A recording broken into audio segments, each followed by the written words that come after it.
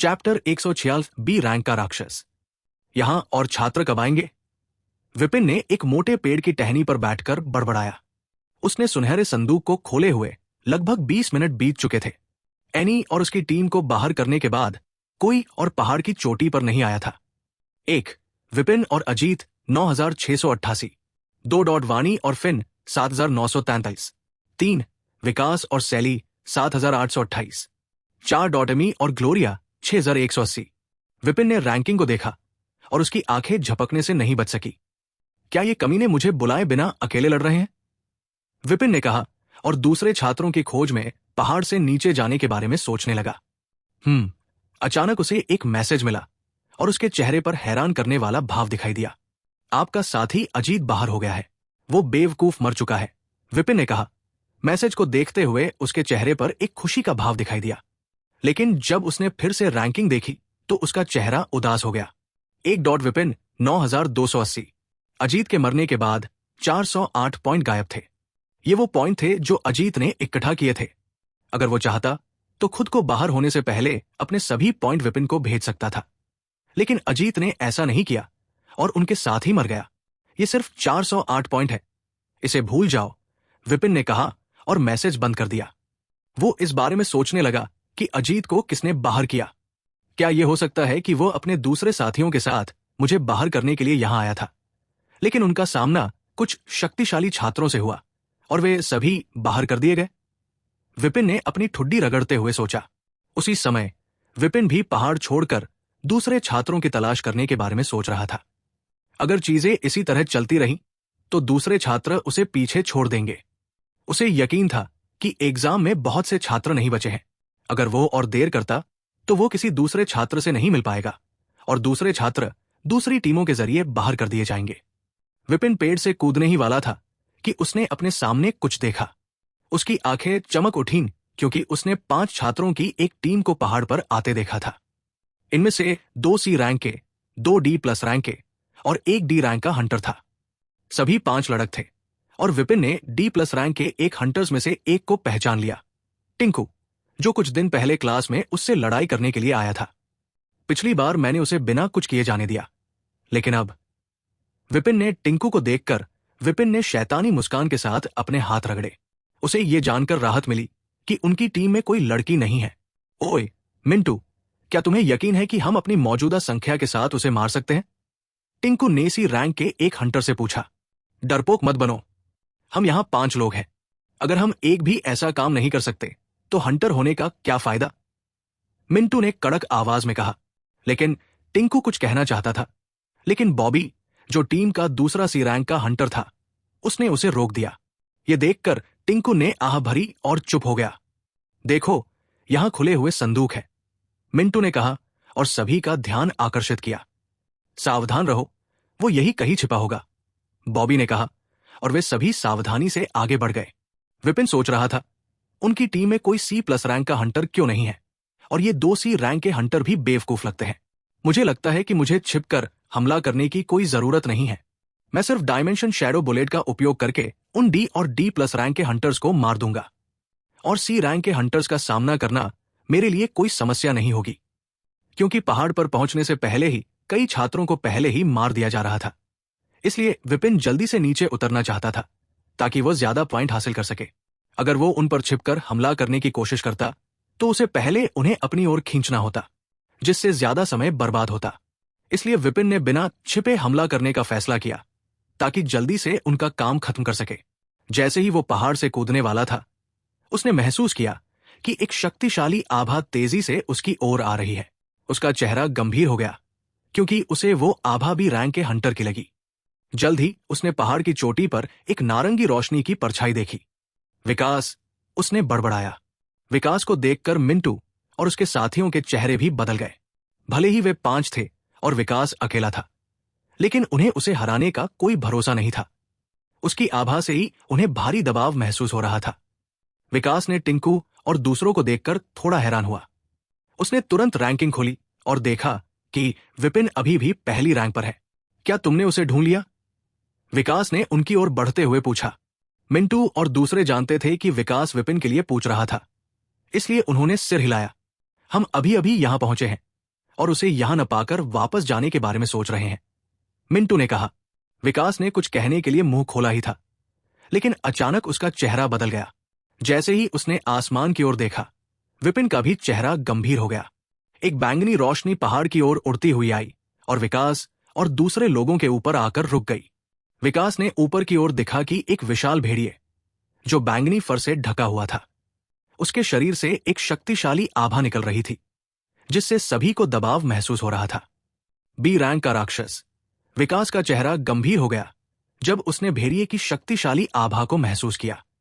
B rank का भेड़िया जोर से चिल्लाया और अचानक विकास और दूसरे लोगों को लगा कि एक शक्तिशाली बल उन पर दबाव डाल रही है। चैप्टर 137 विकास और भेड़िए की लड़ाई। भेड़िया विकास और दूसरे लोगों के ऊपर दिखाई देने के बाद एक अजीब शक्ति ने उनके शरीर पर दबाव डाला। अचानक दबाव के कारण मिंटू की पूरी टीम तुरंत जमीन पर गिर गई। लानत है, विकास ने शाप दिया जब उसने महसूस किया कि उसके चारों ओर एक अजीब शक्ति उसकी हरकतों को रोक रही है। भेड़िया एक बार फिर चिल्लाया और उसकी आंखें चमक उठीं। अचानक विकास और दूसरे लोगों के चारों ओर बिखरे हुए दर्जनों पत्थर हवा में तैरने लगे। अगले ही पल सभी पत्थर विकास और दूसरे लोगों की ओर गोलियों की तरह तेज रफ्तार से बढ़ने लगे। तुम राक्षस, मुझे कम मत आको। भले ही विकास की हरकतें को भेड़िए के अजीब स्किल से रोक दिया था, फिर भी वो अभी भी एक बी रैंक का हंटर था। उसका शरीर आग से जल उठा और वो अपनी ताकत के वो अजीब शक्ति से आजाद हो गया और उन पत्थरों के वहां पहुंचने से पहले ही वो दूर चला गया। भले ही विकास ठीक समय पर दूर चला गया था, लेकिन मिंटू और उसकी टीम इतनी भाग्यशाली नहीं थे। दर्जनों पत्थर गोलियों की तरह उड़ते हुए आए और उनके शरीर से टकरा गए। पत्थर इतने तेज थे कि वे आसानी से उनके शरीर में घुस गए और उन्हें वहीं पर मार डाला। विपिन, जो दूर से सब कुछ देख रहा था, ने अपनी लार निगल ली। भेड़िए की आभा को महसूस करने के बाद विपिन को यकीन हो गया कि वो उससे नहीं लड़ सकता। सी रैंक पर पहुंचने के बाद रैंक में एक बहुत बड़ा अंतर होता है। जब वो डी रैंक का हंटर था और वो वास्तविक जीवन में अपने मानव शक्ति का 100% उपयोग करता था, तो वो सी प्लस रैंक को पार करने में सफल था और एक साधारण सी प्लस रैंक के हंटर से अधिक शक्तिशाली था। पहले उसने सोचा कि अपने प्राइम कोर को डी प्लस रैंक पर आगे बढ़ाने के बाद वो वास्तविक जीवन में मानव शक्ति के साथ बी रैंक तक पहुंचने में सफल होगा। लेकिन डी प्लस रैंक पर पहुंचने के बाद जब उसने मैना शक्ति का इस्तेमाल किया, तब भी वो बी रैंक तक नहीं पहुंच पाया। सी रैंक और बी रैंक के बीच का अंतर बहुत बड़ा है। सी रैंक का हंटर बनने के बाद अपनी क्लास को जगाते हैं और सी रैंक से बी रैंक पर आगे बढ़ने के बाद आपको मिलने वाली शक्ति बहुत अधिक होती है। मिंटू और दूसरे लोगों के गायब होते शरीर को देखकर विपिन को यकीन था कि अगर वह उनकी जगह होता तो उसका नतीजा भी वही होता। विकास और वाणी जैसे बी रैंक के हंटर होने के बावजूद विपिन ने अपनी जगह के बारे में पहले ही सबको बता दिया था। इसका एकमात्र कारण उसका शैडो वॉक स्किल था, जो उसे उनसे दूर भागने में मदद कर सकता था। विपिन ने हवा में मंडराते हुए भेड़िए को देखा, जो अब भी उसी ठंडे भाव के साथ वहीं रुका हुआ था। अचानक विपिन ने देखा कि भेड़िए के सिर के ऊपर कुछ लिखा हुआ दिखाई दे रहा था। 3276 पॉइंट। विपिन ने भौहें चढ़ाते हुए कहा, क्या ये टिंकू और बाकी के पॉइंट है? लगता है कि राक्षस भी उन छात्रों के पॉइंट हासिल कर सकते हैं जिन्हें वे मारते हैं। विपिन ने बड़बड़ाया और विकास की ओर देखा, जिसके हाथ में जलता हुआ आग का गोला था। जाओ, विकास चिल्लाया और भेड़िए की ओर आग का गोला फेंका दिया। आग का गोला भेड़िए की ओर तेजी से बढ़ता देख भेड़िए की आंखें फिर से चमक उठीं। जब आग का गोला भेड़िए से 1 मीटर दूर था, तो अचानक एक विस्फोट हुआ, मानो वहां कोई अदृश्य दीवार हो। आग और शॉकवेव आसमान में फैल गए, लेकिन भेड़िया पूरी तरह से सुरक्षित था। एक अदृश्य दीवार आग को भेड़िए तक पहुंचने से रोक रही थी। क्या यह टेलीकिनेसिस जैसा कुछ है? विपिन ने यह नजरा देखकर सोच में पड़ गया। जिस तरह से भेड़िया मंडरा रहा था और पत्थरों को उड़ा रहा था, वो टेलीकिनेसिस स्किल जैसा लग रहा है। उसने कहीं पढ़ा था कि अगर आपका टेलीकिनेसिस स्किल बहुत अच्छे लेवल का है, तो आप इसकी मदद से शक्तिशाली हमलों को भी रोक सकते हैं। ठीक वैसे ही जैसे भेड़िए ने विकास के हमले को रोका था। हमले को रोकने के बाद भेड़िया जोर से चीखा और उसका पूरा शरीर चमकदार सफेद रोशनी से चमक उठा। अचानक उसकी आभा और भी शक्तिशाली हो गई और वो बिजली की गति से विकास की ओर झपटा। ये देख विकास के चेहरे का रंग बदल गया और उसने तुरंत कई फायरवॉल अपने सामने खड़ी कर दी। भेड़िए ने अपने विशाल पंजे से एक एक करके फायरवॉल को बर्बाद कर दिया। बूम! आखिरकार भेड़िए ने आखिरी फायरवॉल को भी चकनाचूर कर दिया और विकास के सामने आ खड़ा हुआ, जो अब भी वही खड़ा था। भेड़िए ने अपने धारदार पंजे से विकास की गर्दन पर वार किया, जो वहीं पर रुका हुआ था। लेकिन जैसे ही भेड़िए का पंजा विकास की गर्दन को छूने वाला था, उसका शरीर नारंगी कणों में बदलकर गायब हो गया। ज्वाला किक! विकास अचानक भेड़िए के पास आ गया, जो उसे आग के कणों में गायब होते देखकर अभी भी उलझन में था। तभी उसने तेजी से उस पर एक लात मारी। जैसे ही उसकी लात भेड़िए की पीठ पर लगी, उसके पैरों के चारों ओर आग की लपटें भड़क उठीं। भेड़िया दर्द से चीख उठा और जोर से उछल गया। जिस जगह पर विकास की लात मारी थी, वो जगह आग से जलने लगी और उसका फर बैंगनी से काला हो गया था। भेड़िया 5 मीटर दूर जा गिरा, जिससे वहां एक छोटा गड्ढा बन गया। ज्वाला विस्फोट! विकास ने भेड़िए को कोई मौका नहीं दिया और तेजी से उसकी ओर बड़े बड़े आग के गोले भेजे। आग के गोले भेड़िए के पास फट गए, जिससे आसमान में धूल और धुआं फैल गया। विकास एक और हमला करने ही वाला था कि उसका चेहरा अचानक गंभीर हो गया और उसने तुरंत दूर कूदने की कोशिश की। धूल के बादल के बीच से गोलियों की तरह कई पत्थर उसकी ओर बढ़े।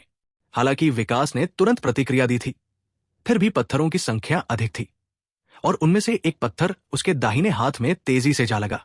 आह! विकास दर्द से चिल्लाया, क्योंकि पत्थर उसके दाहिने हाथ में अंदर धंस चुका था। उसके हाथ से खून बहने लगा और वो जल्दी से पीछे हट गया। तभी एक झोंका आया और भेड़िए के चारों ओर फैली धूल को हटा दिया। भेड़िए के शरीर पर कई जले हुए निशान थे और उसकी आभा कमजोर पड़ चुकी थी। उसका बैंगनी फर अब काला हो चुका था और वो विकास को गुस्से में घूर रहा था। विपिन ध्यान से ये सब देख रहा था। जब उसने देखा कि भेड़िया बुरी तरह घायल हो चुका है और उसकी आभा भी कमजोर हो गई है, तो उसने गहरी सांस ली। विपिन ने अपना शैडो वॉक स्किल इस्तेमाल किया और जिस पेड़ पर वो छिपा था, उससे नीचे उतर गया। पेड़ से नीचे उतरने के बाद वो भेड़िए और विकास से दूर जाने लगा। जब वो उनसे करीब 200 मीटर दूर था, तो विपिन एक पेड़ के पीछे जाकर छिप गया और शैडो वॉक स्किल को बंद कर दिया। चलो इसे आजमाते हैं, विपिन ने बड़बड़ाते हुए कहा और अपनी उंगली की नोक पर एक शैडो बुलेट बनाना शुरू कर दिया। चैप्टर 148 भेड़िए का अंत। पहले तो विपिन को बी रैंक के हंटर्स की लड़ाई में शामिल होने का कोई इरादा नहीं था, क्योंकि वो जानता था कि अगर कुछ भी गलत हो गया और वे उसे पकड़ लेते हैं, तो वो उनका मुकाबला एक साथ नहीं कर सकेगा। लेकिन जब उसने देखा कि भेड़िया मिंटू और उसके साथियों के पॉइंट्स ले रहा है, तो विपिन को कुछ करने के सिवा कोई चारा नहीं बचा। विकास के पास पहले से ही 7,800 से अधिक पॉइंट्स थे। अगर वो भेड़िए को मारकर उसके पॉइंट्स भी हासिल कर लेता, तो उसके पास विपिन से ज्यादा पॉइंट्स हो जाते। अगर विकास को वे पॉइंट्स मिल जाते, तो विपिन के लिए उसे फिर से पीछे छोड़ पाना मुश्किल हो जाता। हालांकि विपिन जानता था कि आमने सामने की लड़ाई में वो किसी भी तरह से उन दोनों का सामना नहीं कर सकता, लेकिन अगर उसने अपनी शैडो बुलेट का सही ढंग से इस्तेमाल किया, तो वो उनमें से एक को मार सकता है। पकड़े जाने से बचने के लिए विपिन ने पहले खुद को उनसे दूर कर लिया, ताकि गोली चलाने के बाद वो शैडो वॉक का उपयोग करके तुरंत भाग सके। जब वो उनसे 200 मीटर दूर पहुंच गया, तो उसने अपने 60% माना का इस्तेमाल करके एक शैडो बुलेट बनाई। उसने अपने लिए कुछ माना को छोड़ दिया, ताकि भागने के लिए वो बाद में शैडो वॉक का इस्तेमाल कर सके। पिछली बार जब उसने आइस ट्रोल को मारा था, तो उसका प्राइम कोर डी रैंक का था। अब जब वो D+ रैंक पर पहुंच गया है, तो उसका माना रिजर्व स्पेस पहले से ज्यादा हो चुका है। जब विपिन शैडो बुलेट तैयार कर रहा था, तभी भेड़िया, जो आग का सामना कर रहा था, जोर से चीखा। उसका काला पड़ा हुआ फर अचानक सुनहरे रंग में चमक उठा और उसके घाव तेजी से ठीक होने लगे। लानत है! विकास, जो अभी अभी एक पत्थर से घायल होकर पीछे हट गया था, उसने देखा कि भेड़िए के पास भी हीलिंग स्किल है। विकास ने अपने घायल हाथ को देखा, जहां से बहुत ज्यादा खून बह रहा था, और आग का इस्तेमाल करते हुए उसने घाव को बंद किया। तभी अचानक भेड़िए की पीली आंखें चमक उठीं और विकास को महसूस हुआ कि उसका शरीर उसकी मर्जी के खिलाफ भेड़िए की ओर खिंच रहा है। यह फिर वही परेशान करने वाला स्किल है, विकास ने सोचा, और उसके शरीर से आग की लपटें फूट पड़ी। Amber shower! विकास ने चिल्लाया और आग की लपटें आसमान की ओर बढ़ गई। आसमान में 50 मीटर चौड़ा एक जादुई आग का गोला बन गया, जो धधक रहा था। आसमान उस जादुई आग के घेरे से जगमगा रहा था और उसमें से जलते हुए अंगारे गिरने लगे। जादुई घेरे से निकले सभी आग के अंगारे भेड़िए की ओर तेजी से बढ़ने लगे, मानो कि वे निशाना साधकर छोड़ी गई गोलियां हों। जब भेड़िए को अंगारों की गर्मी महसूस हुई तो वो दर्द में चिल्लाया और विकास को खींचने वाली ताकत अचानक गायब हो गई। भेड़िए के शरीर के ऊपर एक 5 मीटर चौड़ी पारदर्शी ढाल उभर आई। ये ढाल बहुत पतली थी और साधारण कांच जैसी दिख रही थी, लेकिन जब अंगारे उससे टकराए तो वे उसे तोड़ने में असफल रहे। ढाल को तोड़ने में असफल होने के बाद ढाल के चारों ओर धीरे धीरे अंगारे गिरने लगे। अंगारों की गर्मी से भेड़िए के आसपास की जमीन पिघलने लगी। बेवकूफ, विकास ने मुस्कुराते हुए कहा जब उसने भेड़िए के चारों ओर आग के अंगारों का समुद्र देखा, और वो धीरे धीरे उससे दूर जाने लगा। भेड़िए के आसपास का तापमान इतनी तेजी से बढ़ गया था कि उसके बैंगनी फर में भी आग लगनी शुरू हो गई थी। 10 सेकंड बाद आसमान से जादुई घेरा गायब हो गया, लेकिन भेड़िए के चारों ओर हजारों अंगारे जमा हो चुके थे, जो उसे घेरते हुए छोटी छोटी पहाड़ियों की तरह दिख रहे थे। घेरा गायब होते ही भेड़िया जोर से चीखा और उसका शरीर हवा में तैरने लगा और वो अंगारों से दूर भागने की कोशिश कर रहा था। विकास, जो भेड़िए से पहले ही 100 मीटर दूर था, ये देखकर ठंडी मुस्कान के साथ उसे देखता रहा था। क्या तुम्हें लगता है कि मैं तुम्हें ऐसे ही जाने दूंगा? विकास ने बुदबुदाया और उसकी आंखें नारंगी रंग से चमक उठीं। अचानक भेड़िए के चारों ओर मौजूद सभी जला अंगारे जल उठे और तेज नारंगी रोशनी में चमकने लगे। तापमान, जो पहले से ही काफी बढ़ा हुआ था, अब और भी ज्यादा बढ़ गया। भेड़िए के शरीर के सभी बाल खड़े हो गए, क्योंकि उसने पहले कभी इतना घातक खतरा महसूस नहीं किया था। डर से उसकी गहरी पीली आंखें चांदी की रोशनी से चमकने लगी और उसके शरीर के चारों ओर एक चांदी की आभा फैलने लगी। लेकिन इससे पहले कि चांदी की आभा उसे पूरी तरह उसे ढक पाती, पहाड़ की चोटी से एक बड़ा धमाका गूंज उठा और चारों ओर एक शक्तिशाली शॉकवेव फैल गए। 100 मीटर के दायरे में मौजूद सभी पेड़ शॉकवेव की ताकत से उखड़ गए और हवा में उड़ गए। आग का तूफान पहाड़ की चोटी पर तबाही मचा रहा था और जोर की गड़गड़ाहट के साथ पहाड़ से पत्थर गिरने लगे। विकास, जो एक फायरवॉल के पीछे खड़ा था, उसने महसूस किया कि उसके पैरों के नीचे की जमीन हिल रही है। उसकी फायरवॉल शॉकवेव के कारण बुरी तरह हिल रही थी, लेकिन उसके चेहरे पर अभी भी हल्की मुस्कान थी। अब तक वो मर चुका होगा, विकास ने बड़बड़ाया और अपने पॉइंट के लिए विंडो की ओर देखा। लेकिन जब उसने देखा कि उसे कोई पॉइंट नहीं मिले तो उसके चेहरे पर हैरानी छा गई। तभी उसने अपनी पीठ के पीछे से ठंडी मौत की आभा को महसूस किया। विकास तेजी से पलटा और उसने देखा कि भेड़िया, जिसके आगे और पीछे का दाहिना पैर उड़ चुका था, वो अपना बायां पंजा उसकी ओर बढ़ा रहा था। भेड़िया चांदी की रोशनी से चमक रहा था और हवा में तैर रहा था। विकास ने डरते हुए भेड़िए के हमले को देखा और पीछे हटने की कोशिश की, लेकिन भेड़िया बहुत तेज था और वो पूरी तरह से उस हमले से नहीं बच पाया। भेड़िए के पंजे ने विकास का दाहिना हाथ काट दिया और उसी वक्त एक धमाके की आवाज आई, मानो कोई ग्रेनेड फटा हो। आखिरी चीज जो दिखी वो था एक शरीर था जो जमीन पर गिरा पड़ा था। उसके सिर में एक बड़ा छेद था। चैप्टर 149 से 2980 पॉइंट कहां से आए? एक शैडो बुलेट विपिन के चारों ओर तेजी से घूम रही थी। वो अभी भी पेड़ के पीछे खड़ा था और विकास और भेड़िए की लड़ाई को ध्यान से देख रहा था। हालांकि वो उनसे 200 मीटर दूर था और रात का समय था, फिर भी वो बिना किसी परेशानी के उन्हें देख पा रहा था। अब जब उसका प्राइम कोड D+ रैंक पर पहुंच गया तो उसे गोली पर कंट्रोल करना अधिक आसान लगा। हालांकि उसे हल्का सिरदर्द महसूस हो रहा था, लेकिन पिछली बार की तुलना में यह बहुत कम था। इसके अलावा गोली पर उसका कंट्रोल भी पहले से बेहतर था। गोली उसके चारों ओर घूमती रही और उसकी गति बढ़ती रही। जब विपिन ने 50 मीटर बड़ा जादुई घेरा देखा तो वो एक पल के लिए हैरान रह गया और उसे लगा कि विकास कुछ बड़ा करने जा रहा है। लेकिन जब उसने देखा कि कैसे भेड़िए ने एम्बर की बारिश को आसानी से रोक दिया, तो उसने एक बार फिर अपना ध्यान गोली पर केंद्रित कर दिया। उसका लक्ष्य विकास था, जो एम्बर की बारिश का इस्तेमाल करने के बाद पीछे हट गया था। हे भगवान! लेकिन 10 सेकंड के बाद ही वो जोर से गाली देने से खुद को रोक नहीं पाया जब उसे अचानक तापमान बढ़ता महसूस हुआ। उसके पैरों के नीचे की जमीन हिल गई और वो जिस पेड़ के पीछे खड़ा था वो शॉकवेव के कारण लगभग उखड़ गया। विपिन ने हिलने की कोशिश नहीं की और पेड़ के पीछे खड़ा रहा ताकि वो शॉकवेव से चोटिल न हो जाए। लेकिन उसने जल्द ही देखा कि अचानक शॉकवेव के कारण उसकी गोली कंट्रोल से बाहर होने लगी थी। लानत है, विपिन ने गोली को कंट्रोल करने की कोशिश की, लेकिन उसे यह बहुत मुश्किल लगा। उसने विकास की दिशा में देखा और पाया कि वो फायरवॉल के पीछे उसी जगह पर खड़ा था। वो इस जगह से केवल उसके शरीर के बाएं हिस्से को ही साफ रूप से देख पा रहा था। मैं लंबे समय तक गोली को कंट्रोल नहीं कर सकता, विपिन ने बड़बड़ाया और तुरंत फायर करने का फैसला किया। इस समय में विकास उसी जगह पर खड़ा था और यह विपिन के लिए सबसे अच्छा मौका था। विकास की तरह ही उसे भी लगा कि भेड़िया निश्चित रूप से मर चुका है। विकास की दिशा में देखते ही विपिन का ध्यान और बढ़ गया। उसका पूरा ध्यान विकास पर था, क्योंकि वह जानता था कि उसे केवल एक ही मौका मिलेगा। अगर वो इस हमले से विकास को खत्म नहीं कर पाया तो वो अपना प्रथम स्थान को बनाए नहीं रख पाएगा। उसका ध्यान शिखर पर पहुंच गया और विकास उसकी आंखों में एकमात्र लक्ष्य बन गया।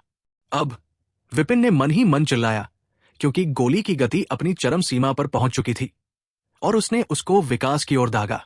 जैसे ही उसका ध्यान चरम पर पहुंचा और वो गोली चलाने को तैयार हुआ, विकास के पीछे एक चांदी की रोशनी चमकी और एक घायल भेड़िया, जिसका शरीर का दाहिना हिस्सा गायब था, विकास के पीछे दिखाई दिया। भले ही विपिन ने चांदी की रोशनी देखी हो, लेकिन गोली को रोकने के लिए अब बहुत देर हो चुकी थी। जैसे ही गोली आगे बढ़ी, पहाड़ की चोटी पर ग्रेनेड फटने जैसी तेज आवाज गूंज उठी। लेकिन भेड़िए के अचानक पीछे दिखाई देने के कारण विकास ने अपनी सिक्स्थ सेंस के आधार पर तुरंत पीछे हटने का प्रयास किया। इस बीच बुरी तरह घायल भेड़िए ने विकास पर हमला कर दिया। जब भेड़िए ने विकास का दाहिना हाथ काट दिया, तब उसी समय वो जमीन पर गिरकर मर गया। आखिर यहां क्या हो रहा है? विकास पूरी तरह से हैरान था और समझ नहीं पा रहा था कि यह सब कैसे हुआ। उसे वो तेज आवाज याद आई जो उसने पहले सुनी थी और उसने उस दिशा में देखा। हालांकि वहां सिर्फ अंधेरा था और वो विस्फोट के बाद भी जल रही आग की वजह से लगभग 200 मीटर दूर किसी को खड़ा हुआ देख सकता था। वहां कौन है?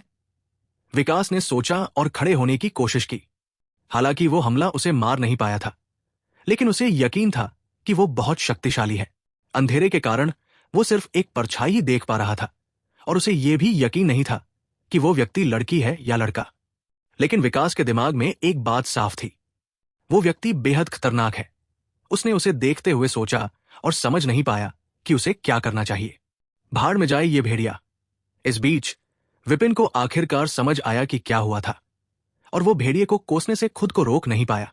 उसकी योजना लगभग सफल हो चुकी थी। वो विकास को मारकर उसके पॉइंट छीनने के बहुत करीब था, लेकिन उस भेड़िए ने सब कुछ बर्बाद कर दिया। विपिन को एहसास हुआ कि भेड़िया वास्तव में कुछ हद तक अंतरिक्ष तत्व को कंट्रोल कर सकता था। भले ही उसका कंट्रोल बहुत कमजोर था, फिर भी वो आखिरी पल में विकास के पीछे दिखाई देने में सफल रहा। विपिन इतना गुस्से में था कि उसका चेहरा लाल हो गया। वो चाहता था कि भेड़िया फिर से जिंदा हो जाए, ताकि वह उसे सब कुछ बर्बाद करने के लिए एक बार फिर से उसको मार सके। उसने अपनी मैसेज विंडो खोली ये देखने के लिए कि उसे कितने पॉइंट मिले, और उसकी आंखें लगभग बाहर निकल आई। अब ये क्या बकवास है? विपिन ने हैरानी में कहा और मैसेज विंडो को घूरते हुए समझ नहीं पाया कि कैसे प्रतिक्रिया दे।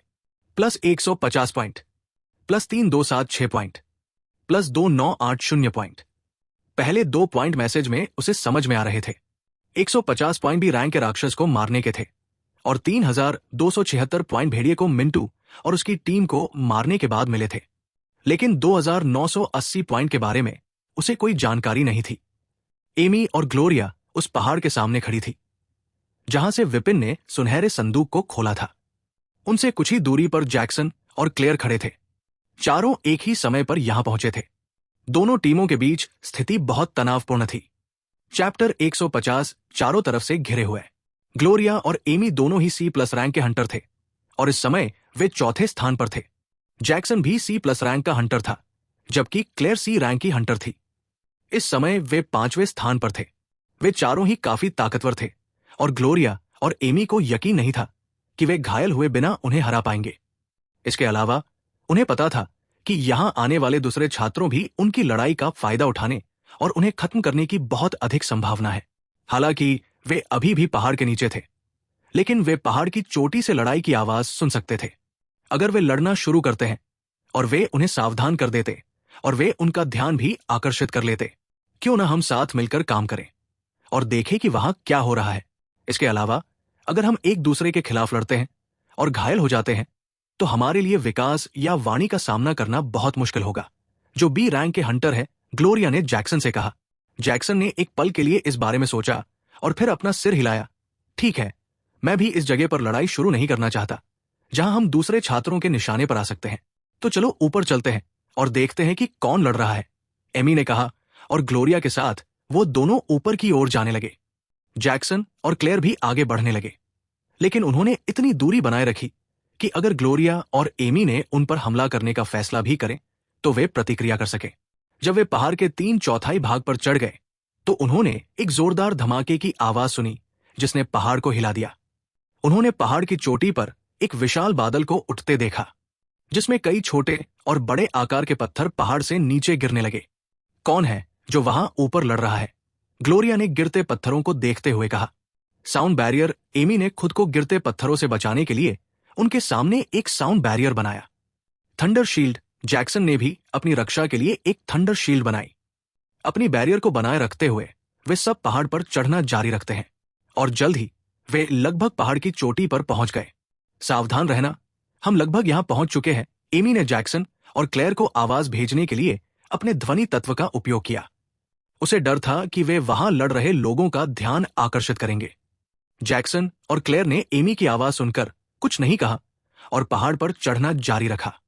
चलो देखते हैं कि यहां कौन लड़ रहा है, जैक्सन ने कहा, और वो और क्लेयर दोनों पहाड़ की चोटी पर झांकने लगे। जैसे ही उन्होंने अपना सिर उठाया, उन्हें किसी चीज के फटने की आवाज सुनाई दी। जैक्सन ने अपने चेहरे पर कुछ गर्म छींटे महसूस की।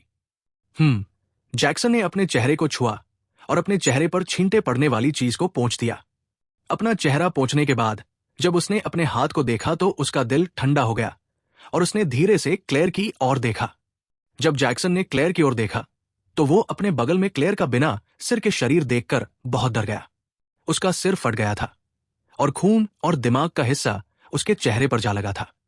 उसने अपने मैसेज विंडो को देखा और ये पुष्टि की कि क्लेयर वास्तव में अब वो मर गई है। एमी और ग्लोरिया भी हैरान चेहरे के साथ ये नजारा देख रहे थे।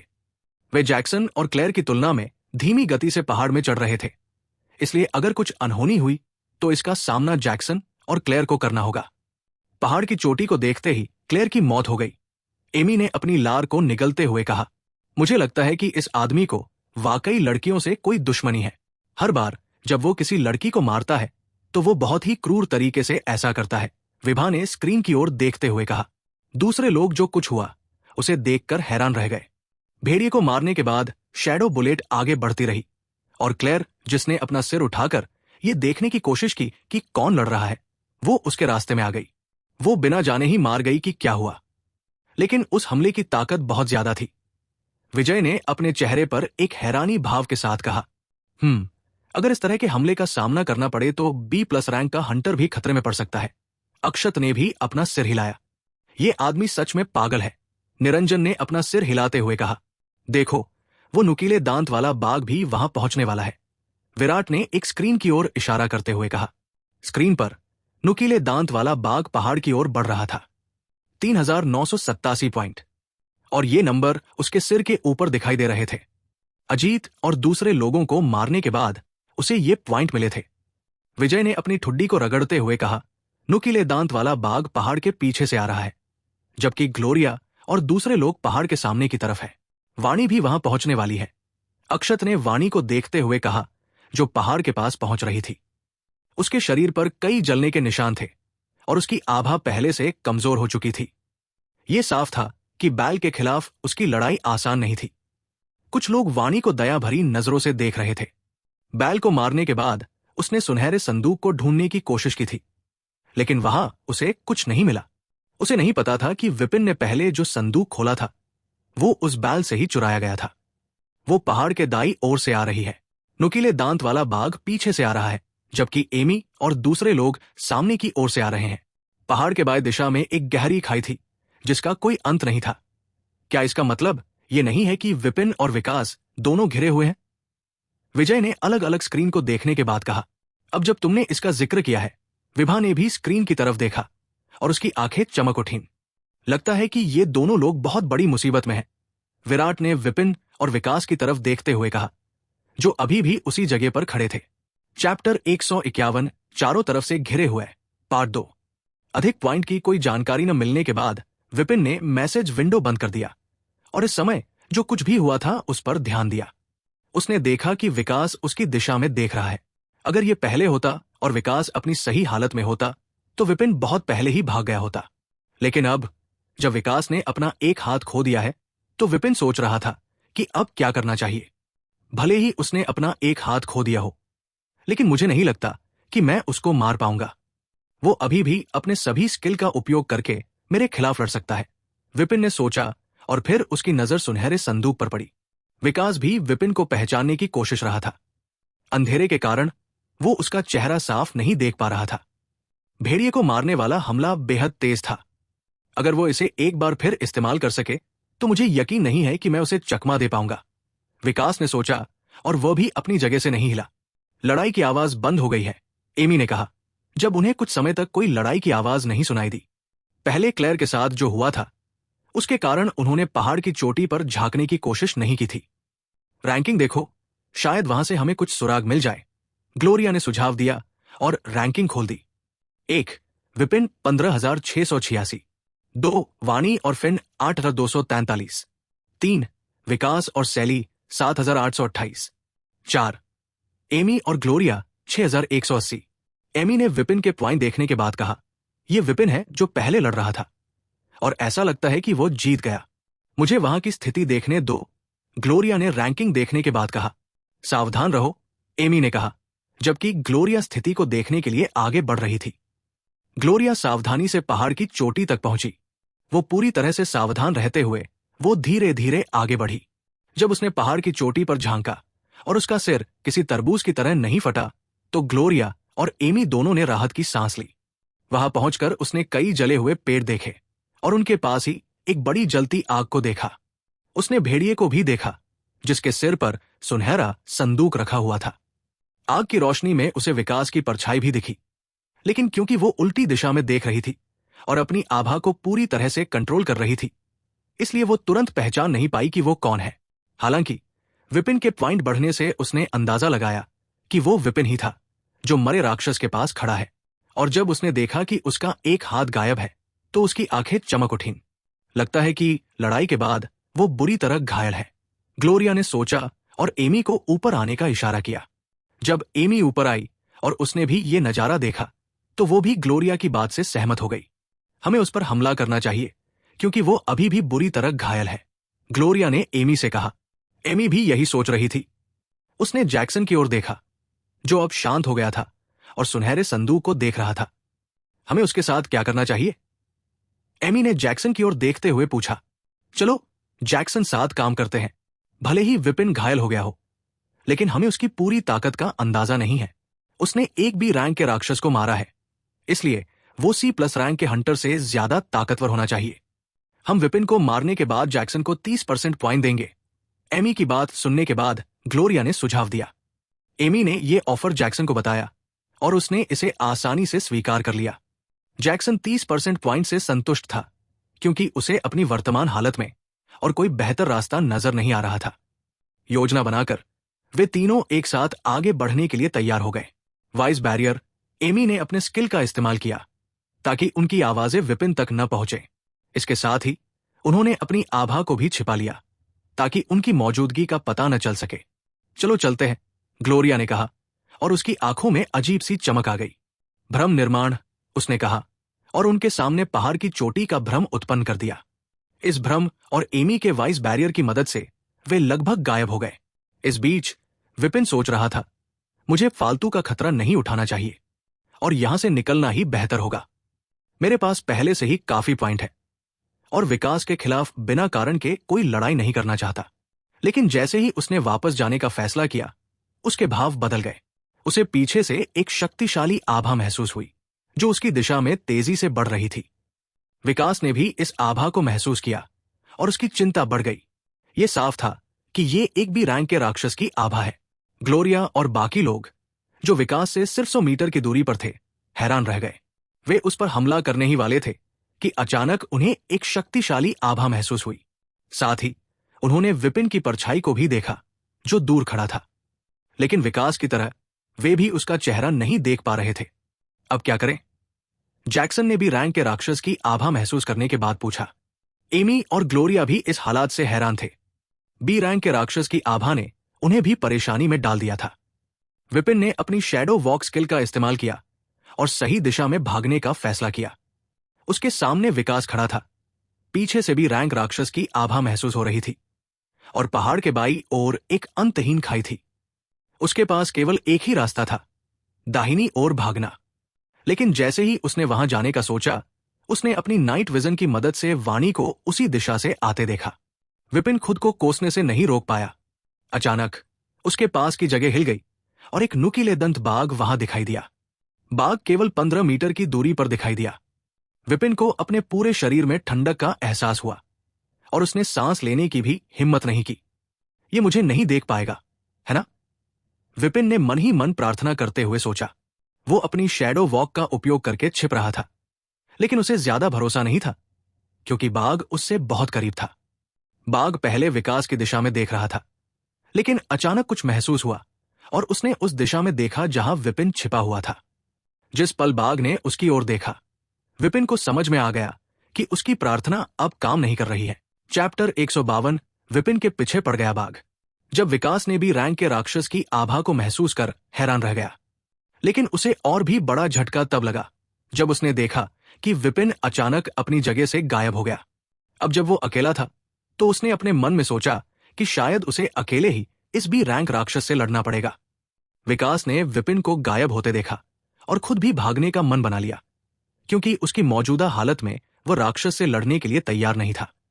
लेकिन भागने से पहले उसने देखा कि एक नुकीले दांत वाला बाघ अचानक वहां आ गया जहां कुछ पल पहले विपिन खड़ा था। यह पृथ्वी से बचने की स्किल है, विकास ने बाघ को देखते हुए सोचा। उसके चेहरे पर चिंता के भाव थे। बाघ की यह क्षमता उसके लिए भागना और भी मुश्किल बना रही थी। रात में बाघ की चमकती आंखें सीधे विकास पर टिकी हुई थी। विकास ने गहरी सांस ली और लड़ने की तैयारी करने लगा। तभी उसने देखा कि बाघ ने अपनी नजर उससे हटा ली और अब बगल की तरफ देख रहा है। ये क्या देख रहा है? विकास ने हैरानी से सोचा जब उसने देखा कि बाघ अब उसकी ओर ध्यान नहीं दे रहा। विपिन जो छिपा हुआ था, खुद को कोसते हुए ये देख रहा था कि बाघ उसकी दिशा में देख रहा है। अगले ही पल उसे महसूस हुआ कि उसके चारों ओर की जमीन हल्की सी हिल रही है। बिना समय गंवाए विपिन ने शैडो वॉक का इस्तेमाल करना बंद कर दिया और तुरंत वहां से कूदकर दूर हो गया। जैसे ही उसने वहां से छलांग लगाई, उसी जगह से कुछ 1 मीटर लंबे भाले जमीन से बाहर निकल आए। विकास, एमी और बाकी लोग जो ये सोच रहे थे कि विपिन भी रैंक राक्षस की आभा महसूस करने के बाद भाग गया है, तब चौंक गए जब वो अचानक वहां फिर से दिखाई दिया। इसी दौरान जब विपिन कूदा तो आग की रोशनी में उसका चेहरा साफ दिखने लगा। विकास ने जब देखा कि ये विपिन ही है तो वो इतना चौंका कि उसका मुंह का खुला रह गया। वो वही इंसान है जिसने मुझे लगभग मार दिया था। विकास ने हैरानी भरे चेहरे से सोचा। उसे यकीन नहीं हो रहा था कि एक D+ रैंक का हंटर इतना शक्तिशाली हमला कर सकता है। उसे अभी भी वो हमला याद था जिसने भेड़िए को मारा था।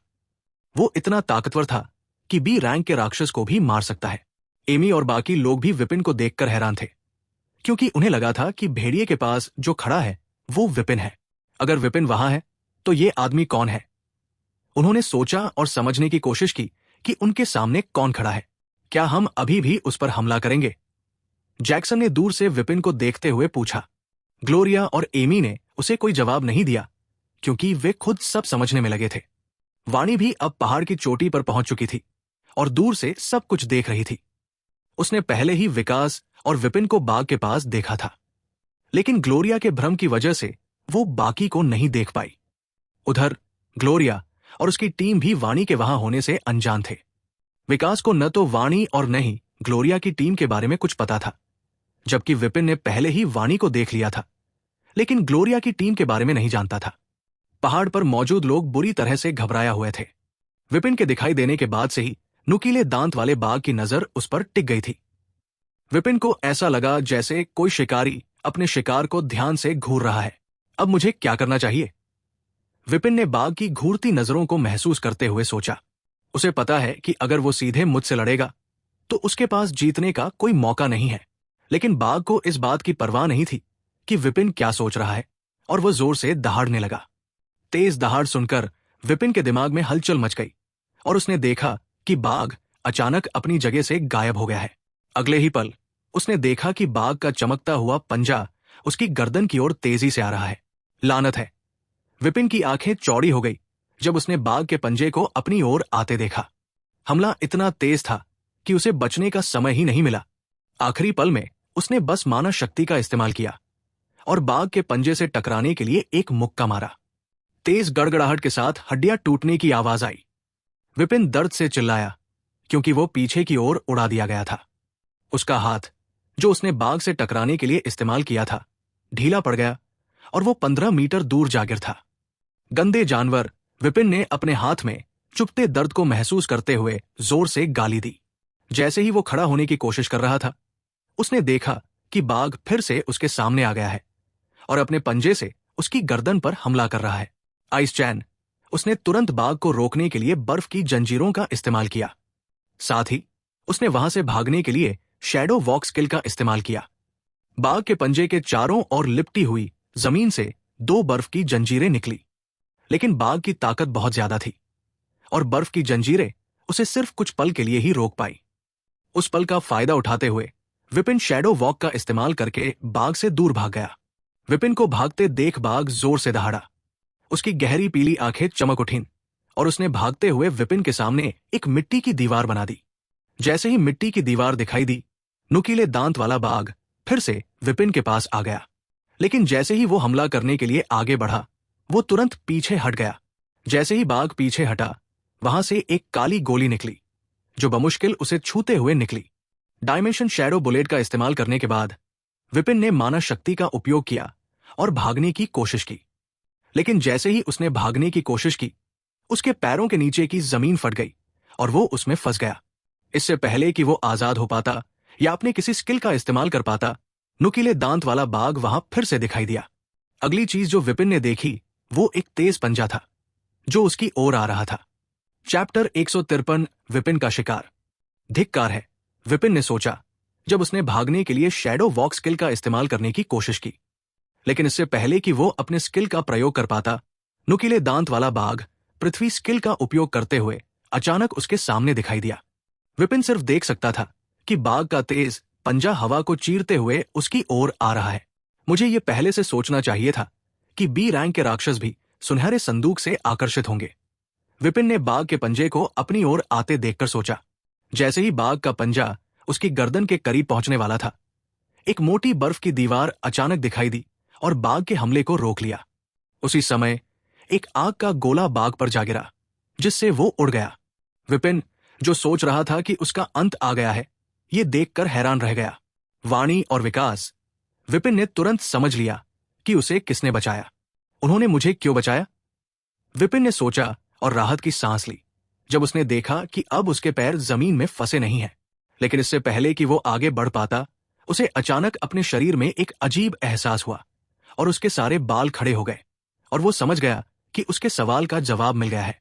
विपिन ने तुरंत एक तरफ कदम बढ़ाया और एक बर्फ के भाले से बचने की कोशिश की जो गोली की तरह उसकी ओर आ रहा था। हालांकि उसने तेजी से प्रतिक्रिया की थी, फिर भी बर्फ का भाला उसके दाहिने कंधे में लग गया, जिससे वहां एक गहरा घाव हो गया। विपिन के कंधे से खून बहने लगा और उसके चेहरे पर दर्द की झलक साफ दिखाई दे रही थी। जैसे ही भाला विपिन के कंधे पर लगा, उसे एक बार फिर जानलेवा खतरे का एहसास हुआ। उसने देखा कि एक आग का गोला उसकी ओर तेजी से आ रहा है। भाड़ में जाओ कमीनों! विपिन ने गुस्से में गाली दी और आग के गोले को रोकने के लिए आइस चैन का इस्तेमाल किया।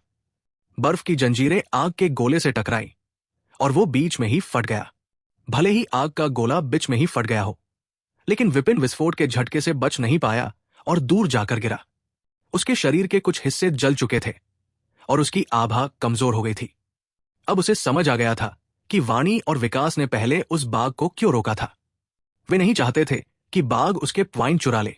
अगर बाघ उसे मार देता और पॉइंट हासिल कर लेता, तो वाणी और विकास के लिए बाघ को मारकर वापस पॉइंट लेना बहुत मुश्किल हो जाता। वाणी और विकास सही मौके का इंतजार कर रहे थे ताकि वे बाघ से उसका शिकार छीन सके। वाणी, जो पहले ही विकास को देख चुकी थी, हैरान नहीं थी जब उसने देखा कि विकास ने भी उसी समय बाघ पर हमला किया। लेकिन विकास, जो वाणी के बारे में नहीं जानता था, बर्फ की दीवार और भाले को देखकर चौंक गया था। जब बर्फ का भाला विपिन की ओर बढ़ा, तो विकास लगभग गाली देने ही वाला था। जब उसने देखा कि विपिन समय रहते बच गया तो उसने राहत की सांस ली और फिर उसे मारने के लिए आग का गोला दागा। विपिन आग के गोले से उड़कर 5 मीटर दूर जा गिरा। हालांकि उसका पूरा शरीर तेज दर्द से कराह रहा था, लेकिन गिरते ही उसने तुरंत खड़े होने की कोशिश की। जैसे ही विपिन नीचे गिरा, पहाड़ की चोटी से एक बाघ की गुस्से भरी दहाड़ गूंज उठी। वाणी और विकास, जो फिर से विपिन पर फिर से हमला करने ही वाले थे, अचानक रुक गए और बाघ की ओर हैरान नजरों से देखने लगे। बाघ गुस्से में उन्हें घूर रहा था और वे जानते थे कि वो किसी भी पल जमीन में गायब होकर उन पर हमला कर सकता है, इसलिए वे कोई गलती नहीं कर सकते थे। इस मौके का फायदा उठाते हुए विपिन भी अपने कांपते पैरों के साथ धीरे धीरे खड़ा हो गया। हालांकि वो वाणी और विकास के हमला करने के लिए गुस्से में था, लेकिन खुद को दोष देने से नहीं रोक सका। आखिरकार उसने भी विकास से तब फायदा उठाया था जब वो भेड़िए से लड़ रहा था। विकास और वाणी के हमलों से बाघ नाराज था, लेकिन उसने तुरंत उन पर हमला नहीं किया। उसे लग रहा था कि ये दोनों विपिन से काफी ज्यादा ताकतवर है। विपिन ने अपने चारों तरफ नजर दौड़ाई और खुद को चारों तरफ से घिरा पाकर वो मायूस हो गया। वाणी, विकास और नुकीले दांत वाला बाघ, तीनों ने उसे घेर लिया था। अब वो सिर्फ एक ही दिशा में भाग सकता था, और वो था पहाड़ की खाई। अगर वो उस ओर भागता तो वो सीधे पहाड़ की खाई पर पहुंच जाता, जहां से आगे कोई रास्ता नहीं था। विपिन को यह साफ लग रहा था कि वाणी और विकास दोनों उस पर हमला करने की तैयारी कर रहे हैं। अगर उसकी सोच सही थी तो वे जल्द ही उस पर हमला करेंगे। उसकी मौजूदा हालत में उसे नहीं पता था कि वो उनके हमलों का सामना कितनी देर तक रोक पाएगा। जो भी हो, मैं वह जोखिम उठा सकता हूं, विपिन ने सोचा और अपने मन को मजबूत करते हुए पहाड़ के किनारे की ओर दौड़ने लगा। विपिन को भागता देख बाघ जोर से दहाड़ा और 2 पृथ्वी की जेलों ने वाणी और विकास दोनों को घेर लिया। वाणी और विकास को फंसाने के बाद उसने विपिन पर गोली चलाई। उसकी नजर में उसे मारना सबसे आसान था। विपिन को मारने के लिए बाघ पहले से ही तैयारी कर चुका था, इससे पहले कि वो वाणी और विकास से निपटता। विकास और वाणी के चेहरे पर चिंता साफ दिखाई दे रही थी। विकास ने अपने शरीर से आग का विस्फोट किया और पृथ्वी की जेल को नष्ट कर दिया। उसी समय वाणी ने एक बर्फीले तूफान का इस्तेमाल किया, जिससे उसकी जेल भी टूट गई। दोनों बाहर निकले और बिना किसी देरी के विपिन की दिशा में दौड़ने लगे। जब विपिन ने देखा कि बाघ उसका पीछा कर रहा है, तो उसने मानव शक्ति का उपयोग बंद कर दिया और फिर से शैडो वॉक स्किल का उपयोग करके भागने लगा।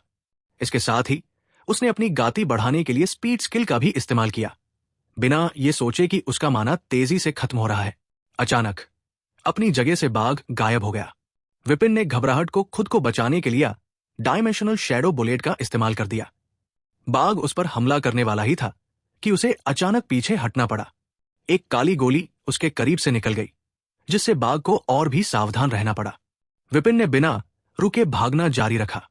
उसे महसूस हो रहा था कि उसका माना लगभग खत्म हो गया है, लेकिन उसे इस बात की कोई चिंता नहीं थी, क्योंकि पहाड़ की खाई अब उसके करीब आ चुकी थी। फिर अचानक उसे कुछ अजीब महसूस हुआ, लेकिन उसने रुकने के बजाय दौड़ना जारी रखा। बस थोड़ा और, विपिन ने सोचा, जब वो पहाड़ की खाई से केवल 100 मीटर दूर पर था। बाघ ने जोर से दहाड़ा और एक बार फिर उस पर हमला करने की कोशिश की, लेकिन विपिन ने एक और डायमेंशन शैडो बुलेट का इस्तेमाल किया, जिससे बाघ को फिर से पीछे हटना पड़ा। 3 सेकंड बाद विपिन आखिरकार पहाड़ की खाई तक पहुंच गया। उसने शैडो वॉक का उपयोग बंद कर दिया और माना रिजर्व स्पेस की जांच की। उसे यह देखकर हंसी आई कि अब उसके पास केवल 3% माना बचा है। विपिन ने नीचे की ओर देखा। पहाड़ लगभग 300 मीटर ऊंचा था और वहां से कूदने पर उसके बचने की संभावना न के बराबर थी। वाणी और विकास, जो उसका पीछा कर रहे थे, उन्होंने आखिरकार विपिन को पहाड़ की खाई के पास खड़ा देखा। उन्हें अब समझ में आ गया था कि विपिन क्या सोच रहा है और उनके चेहरे पर चिंता साफ दिखने लगी। चैप्टर 154, विपिन की जान खतरे में। विपिन को पहाड़ के खाई के पास रुका देखकर नुकीले दांत वाला बाघ उसके पास नहीं आया। वो देख सकता था कि वाणी और विकास दोनों उसके पीछे से आ रहे हैं और उसे डर था कि वे उस पर हमला कर सकते हैं और वो पहाड़ से गिर भी जाएगा। पहाड़ 300 मीटर ऊंचा था और बी रैंक का राक्षस भी इतनी ऊंचाई से गिरने पर बच नहीं पाएगा। उसने विपिन पर हमला करने के लिए एक अर्थ स्पीयर का इस्तेमाल करने की कोशिश की, लेकिन वाणी और विकास दोनों ने उस पर पीछे से हमला किया। इसलिए उसके पास भी उनके हमले को चकमा देने के अलावा और कोई रास्ता नहीं था, और वो विपिन पर हमला करने में सफल नहीं रहा। वाणी और विकास विपिन से कुछ ही दूरी पर रुक गए। विपिन के चेहरे पर अब एक आत्मसंतुष्ट मुस्कान थी। तुम इतने आत्मसंतुष्ट होकर क्यों मुस्कुरा रहे हो, जैसे तुम कोई महान काम कर रहे हो? वाणी ने विपिन की मुस्कान देखकर आंखें मूंदकर पूछा। मैं एक D+ रैंक का हंटर हूं, लेकिन 3B रैंक के हंटर्स द्वारा हमला किए जाने के बाद भी मैं तुम लोगों से बच निकला। क्या तुम्हें नहीं लगता कि यह मेरे लिए एक बड़ी उपलब्धि है? विपिन ने अपने कंधे उचकाते हुए कहा। विकास ने कड़े लहजे में कहा, अगर तुम इतने महान हो तो आत्महत्या करने के बजाय लड़ाई क्यों नहीं करते?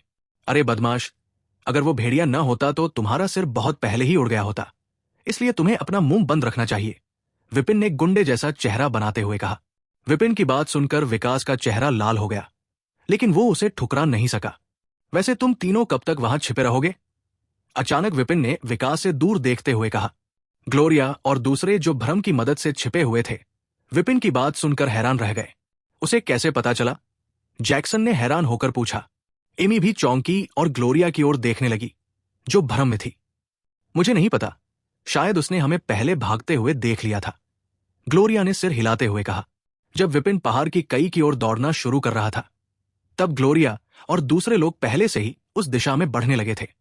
उन्होंने एक लंबा मोड़ लिया, क्योंकि नुकीले दांत वाला बाघ भ्रम के बावजूद उन्हें पहचान सकता था। वे पीछे से आकर विपिन पर हमला करने की योजना बना रहे थे, लेकिन इससे पहले कि वे उस तक पहुंच पाते, उन्होंने देखा कि वो तेजी से उनकी ओर दौड़ रहा है और उसके पीछे बाघ भी था। एक पल के लिए उन्हें लगा कि बाघ उन्हें पहचान लेगा, लेकिन सौभाग्य से वो पूरी तरह से विपिन पर ध्यान केंद्रित किए हुए था। उन्होंने उस समय विपिन को नहीं मारा, क्योंकि अगर वह उनके हाथों मारा जाता तो वे खुद बाघ, विकास और वाणी का शिकार बन जाते। बाघ और विपिन दोनों बिना कुछ समझे उनके पीछे से भाग रहे थे। दुर्भाग्य से विपिन ने उन्हें देख लिया, क्योंकि वो डायमेंशन शैडो बुलेट स्किल का उपयोग कर रहा था। जब वो उनके पास से गुजरा तो उसकी स्किल ने उनकी परछाई से जुड़कर यह संकेत दिया कि विकास और वाणी के अलावा 3 और लोग यहां हैं। जब विकास और वाणी ने विपिन की बात सुनी तो उनके चेहरे के भाव भी बदल गए, खासकर विकास के, क्योंकि वो देख सकता था कि विपिन उससे थोड़ी दूर पर खड़ा है। जब उसने ध्यान से देखा तो उसे भी ये जगह थोड़ी अजीब लगी। वाणी ने भी उस असामान्यता को पहचान लिया और दोनों ने जल्दी से समझ लिया कि क्या चल रहा है। ग्लोरिया, उनके दिमाग में तुरंत उसका नाम आया, क्योंकि वे जानते थे कि वो भ्रम का इस्तेमाल केवल वही कर सकती है। विकास ने वहां एक आग का गोला दागा। भ्रम तुरंत टूट गया और ग्लोरिया और दूसरे लोग थंडर शील्ड के पीछे सुरक्षित नजर आए। जब वाणी और विकास ने 3 और लोगों को देखा तो उनके चेहरे और भी गंभीर हो गए। वे तीनों C+ रैंक के हंटर थे और कमजोर नहीं थे। उनकी मौजूदा स्थिति में उनसे लड़ना आसान नहीं था। नुकीले दांत वाले बाघ ने भी उन्हें ध्यान से देखा। अब विपिन समेत 6 लोग थे और बाघ सोच रहा था कि ये सभी 2 पैर वाले जानवर उस पर हमला कर सकते हैं। तुम्हें कैसे पता चला? ग्लोरिया ने पूछा, जब उन्होंने उन्हें पहचान लिया। मैं जानता था कि तुम यहां हो जब तुमने पहाड़ पर कदम रखा था, विपिन ने चतुराई से कहा। क्या मैंने तुम्हारे साथियों में से एक को नहीं मार दिया था? ये कहते हुए विपिन ने सभी को ध्यान से देखा। जब उसने कहा कि उसने उनके साथियों में से एक को खत्म किया है, तो सभी को क्लेयर के बारे में याद आया और उनके चेहरे के भाव बदल गए। बिल्कुल, मुझे वे अधिक पॉइंट तब मिले जब मेरी गोली गलती से उनके एक साथी को लगी, विपिन ने सोचा, और उस बदकिस्मत व्यक्ति के लिए दया महसूस की जो उस स्थिति में फंसा था। उसने हमें कैसे ढूंढ लिया? ग्लोरिया और दूसरे लोग सोचने की कोशिश कर रहे थे कि विपिन ने उन्हें कैसे पहचान लिया, लेकिन उन्हें कुछ भी समझ नहीं आया। ग्लोरिया ने एमी की ओर देखा और सिर हिलाया। अपना सबसे तेज हमला करने के लिए तैयार हो जाओ। ग्लोरिया का इशारा देखकर एमी ने अपनी आवाज जैक्सन तक पहुंचाई। हालांकि जैक्सन को उनकी बात समझ में नहीं आई, फिर भी उसने सिर हिलाया। बगल में खड़ा नुकीले दांत वाला बाघ 6 बिना 4 पैर वाले बंदरों को देखकर परेशान हो गया और विपिन की ओर एक भाला फेंका। भाला देखकर विपिन बस मुस्कुराया और बचने की कोशिश नहीं की। भाला उस पर लगने ही वाला था कि अचानक उसके सामने एक बर्फ की दीवार आ गई, जिसने भाले को रोक दिया। पृथ्वी के भाले की ताकत से दीवार टूट गई, लेकिन इसने भाले को सफलतापूर्वक रोक लिया। बस कुछ सेकंड और फिर मैं यहां से कूद सकता हूं, विपिन ने बेफिक्र होकर गंभीरता से सोचा। दिमाग में उथल पुथल ये देखकर कि बाघ का हमला विफल हो गया, ग्लोरिया ने अपने एक स्किल का इस्तेमाल किया। अचानक विपिन को लगा कि उसके दिमाग पर एक अजीब सी शक्ति हावी हो रही है और वो एक पल के लिए अपना ध्यान खो बैठा। जैसे ही विपिन का ध्यान भटका, जैक्सन ने अपनी चाल चली। स्काई लाइटिंग क्लॉ आसमान में बैंगनी रंग की चमक दिखाई दी और बिजली की तेजी से एक विशाल पंजा विपिन पर टूट पड़ा। लानत है! विकास ने यह देखा और स्काईलाइटिंग क्लॉ को रोकने के लिए एक फायरवॉल बनाने की कोशिश की। विपिन के सामने एक फायरवॉल दिखाई दी, लेकिन यह बहुत कमजोर था क्योंकि विकास के पास इसे बनाने का पर्याप्त समय नहीं था। स्काईलाइटिंग क्लॉ ने फायरवॉल पर हमला किया और इसे तुरंत तोड़ दिया और फिर वो विपिन पर गिर गया। चैप्टर 155 डिजिटल भूत। फायरवॉल की वजह से जिसने एक पल के लिए स्काईलाइटिंग के पंजे को रोका था, तब तक विपिन ग्लोरिया के भ्रम के हमले से बाहर निकल आया था। तुरंत वो जल्दी से पीछे कूदा गया और बिजली से बचने की कोशिश की, लेकिन फिर भी उसे स्काईलाइटिंग के पंजे का झटका सहन करना पड़ा। अरे, अब मुझे उन फिल्मों के विलेन की तरह महसूस हो रहा है जो बहुत ज्यादा बातें करके फंस जाते हैं। शुक्र है मैं हमले की आधी ताकत से बच गया, वरना मेरा काम तमाम हो जाता, विपिन ने पहाड़ से गिरते हुए सोचा। हालांकि वो तेजी से पहाड़ से नीचे गिर रहा था और उसके शरीर में तेज दर्द हो रहा था, लेकिन उसके चेहरे पर एक अजीब सी मुस्कान थी। मैं एक डिजिटल भूत बन जाऊंगा और तुम सबको एक एक करके मार डालूंगा। हाँ, विपिन ने विलेन की तरह आखिरी लाइन चिल्लाई, इससे पहले कि वो अंधेरे में गायब होता। जब सबने देखा कि विपिन पहाड़ से नीचे गिर गया, तो उनके बीच तनाव का संतुलन पूरी तरह से बिगड़ गया। नुकीले दांत वाले बाघ ने जोर से दहाड़ मारी और वाणी पर हमला किया, जो उसके सबसे करीब में थी। Ice walk. वाणी के पैरों के चारों ओर बर्फीली नीली आभा फैल गई और उसने बाघ के हमले को चकमा दे दिया। वो जिस जगह से गुजरी, वहां उसके शरीर से निकलने वाली ठंडी आभा के कारण जमीन भी जम गई। इस बीच एमी और बाकी लोग भी चुप नहीं बैठे और विकास पर हमला कर दिया। अरु! एमी ने जोर से चीख लगाई और जब उसकी साउंड वेव विकास तक पहुंची, तो उसके सिर में एक तेज दर्द उठा और उसे चक्कर महसूस होने लगे। उसे लगा कि अगर वो डी रैंक का हंटर होता तो इन खतरनाक साउंड वेव के कारण उसका सिर फट जाता। भाड़ में जाओ! विकास ने चिल्लाया और उसकी आंखों में आग जल उठी। उसके शरीर से आग का तूफान निकला और एमी और बाकी लोगों की ओर बढ़ा। आखिर में किसी को भी उसके पॉइंट नहीं मिले। विराट ने स्क्रीन को देखते हुए कहा, बी रैंक के हंटर्स के बीच हो रहे झगड़े ने पहाड़ की चोटी को पूरी तरह से अराजकता में बदल दिया था। विभा ने नाखुश होकर कहा, उसे वहां से कूदने के बजाय लड़ने की कोशिश करनी चाहिए थी। वो चाहती थी कि विपिन उन सभी से पीट पीट कर मार जाए, खासकर जो उसने पहले किया था। उसकी ये बात सुनकर ज्यादातर लोग निराशा में अपनी आंखें घुमा रहे थे। विपिन का इतने समय तक 3 बी रैंक के हंटर से भागना ही बहुत बड़ी बात थी। उससे ये उम्मीद करना कि वो उनसे मुकाबला करेगा पूरी तरह से बकवास था। क्या तुम लोग सच में सोचते हो कि वो मर गया है? अचानक विजय ने अपनी ठुड्डी पर हाथ फेरते हुए कहा। बाकी लोग उसे हैरानी से देखने लगे, लेकिन वे समझ नहीं पाए कि उसका इशारा किस तरफ है। जब विजय ने सबकी नजरों को महसूस किया, तो वो थोड़ा मुस्कुराया और बोला, आपको क्या लगता है पहाड़ की खाई तक पहुंचने के बाद उसने तुरंत छलांग क्यों नहीं लगाई? क्योंकि वो बेवकूफ है, विभा ने आत्मविश्वास से कहा।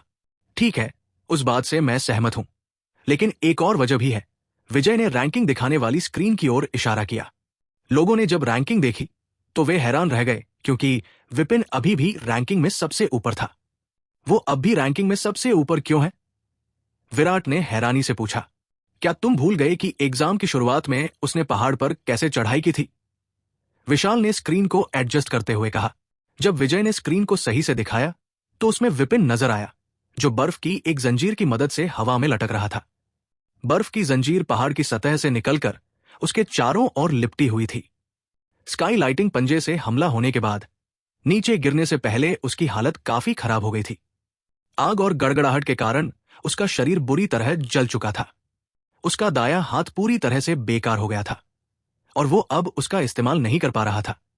उसकी आभा भी कमजोर हो चुकी थी और उसके कपड़े बुरी तरह से फट गए थे। उसके कपड़े पूरी तरह से नहीं फटे थे। इसका एकमात्र कारण वीआर का फंक्शन था, जिसने उसके कपड़ों को पूरी तरह से फटे होने से बचा लिया था। कमरे में मौजूद लोग विपिन को बर्फ की जंजीरों से लटकते देखकर अपनी हंसी नहीं रोक पाए। अब उन्हें समझ आया कि उसने तुरंत नीचे छलांग क्यों नहीं लगाई। नितिन ने विपिन के थके हुए शरीर को देखकर कहा, यह आदमी अपने लिए कुछ मानव शक्ति को वापस पाने की कोशिश कर रहा था। ताकि नीचे कूदने के बाद आइस चेन का इस्तेमाल कर सके। हाँ, नुकीले दांत वाले बाघ से भागते समय वो लगातार अपने स्किल का इस्तेमाल कर रहा था, इसलिए पहाड़ की खाई के पास पहुंचने पर उसने तुरंत छलांग नहीं लगाई। उसने कुछ समय इंतजार किया ताकि एमी और बाकी लोग सामने आ जाएं। आइस चेन एक आसान स्किल है जिसके लिए ज्यादा माना की जरूरत नहीं होती, पर इसे बनाए रखने के लिए लगातार माना का इस्तेमाल जरूरी है, विजय ने सिर हिलाते हुए समझाया। कमरे में बैठे बाकी लोगों को भी अब सारी बात समझ में आई और वे अजीब नजरों से विपिन को देखने लगे। विभा के चेहरे पर झुंझलाहट थी, क्योंकि वो मान रही थी कि पहाड़ से गिरने के बाद विपिन का खेल खत्म हो गया है, लेकिन अब लग रहा था कि ये सब पहले से उसकी योजना का हिस्सा था। सबने फिर से स्क्रीन की ओर देखा, जिसमें पहाड़ की चोटी पर वाणी और बाकी लोग एक दूसरे से लड़ रहे थे। अब सवाल यह था कि जब वे लोग रैंकिंग देखेंगे और जानेंगे कि विपिन अभी तक मरा नहीं है, तब उनकी क्या प्रतिक्रिया होगी। विपिन इस वक्त जमीन से 100 मीटर ऊपर लटका हुआ था। उसने अपने आइस चेन स्किल का इस्तेमाल तब किया जब वो करीब 200 मीटर नीचे गिर चुका था। वो सुनिश्चित करना चाहता था कि रात के अंधेरे में कोई उसे देख न सके। करीब 10 मिनट तक उसने कुछ नहीं किया और आंखें बंद किए वही लटका रहा। फिर 10 मिनट बाद विपिन ने अपनी आंखें खोली और नीचे जाने के बजाय एक बार फिर पहाड़ की चोटी की ओर बढ़ने लगा। उसने अपनी कमर के चारों ओर लिपटी बर्फ की जंजीर को अपने मानसिक शक्ति से कंट्रोल किया और खुद को ऊपर खींचने लगा।